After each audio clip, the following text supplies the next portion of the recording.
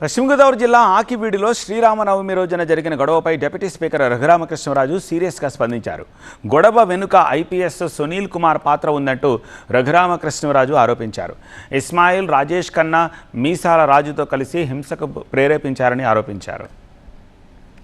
ఇస్మాయిల్ అనే ఒక ముస్లిం convert Christian చర్చిలు నడుపుతున్నాడు.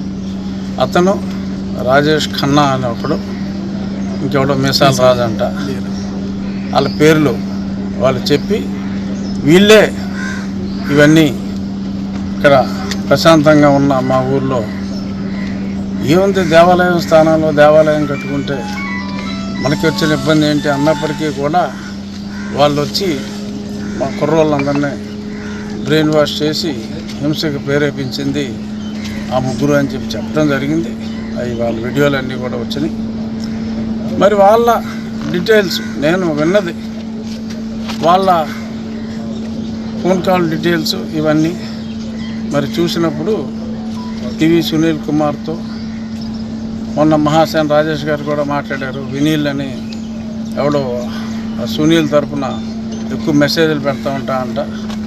ఆ వినీల్ అన్నాడు ఈ బ్యాచ్ వీళ్ళందరూతో చాలా ఎక్కువ కాన్వర్జేషన్స్, ఫోన్ కాల్స్ ఉన్నట్టుగా నాకైతే సమాచారం ఉంది. వెనక ఫలానా అరకోటు నీలి అరకోటుగాడు ఉన్నాడు అన్నదే ఖచ్చితంగా నిరూపణ అయ్యే అవకాశాలు, ఎందుకంటే టెలిఫోన్ డేటాలో అన్నీ చాలా క్లియర్గా దొరికేస్తాయి.